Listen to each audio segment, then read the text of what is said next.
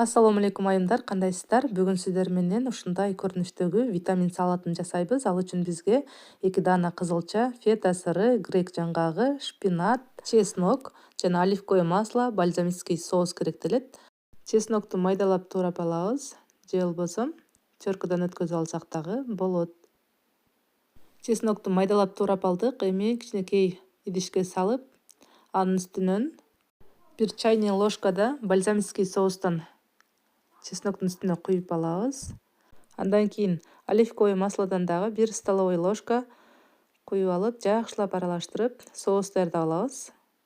Эми сууга бышкан 2 даана кызылчаны 4 бурчтук формасында бөлүкчөлөргө бөлүп алабыз. Көргөнүңүздөрдөй чоң-чоң кылып эле бөлүкчөлөргө бөлүп алсаңыздар болот.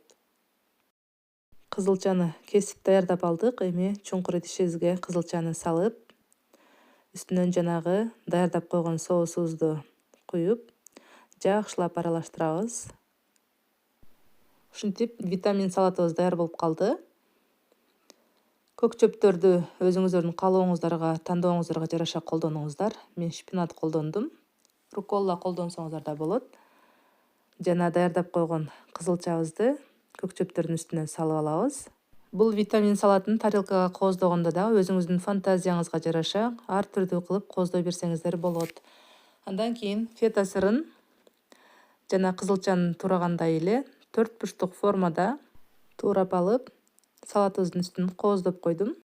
Дагы да салатыбызды кооздош үчүн грек жаңгагын майдалап, үстүнөн сээп койдум. Салатыбыздын эң акыркы кошулмасы бул бальзамический соус. Каалоочулар үстүнөн ушундай себелеп койсоңуздар болот.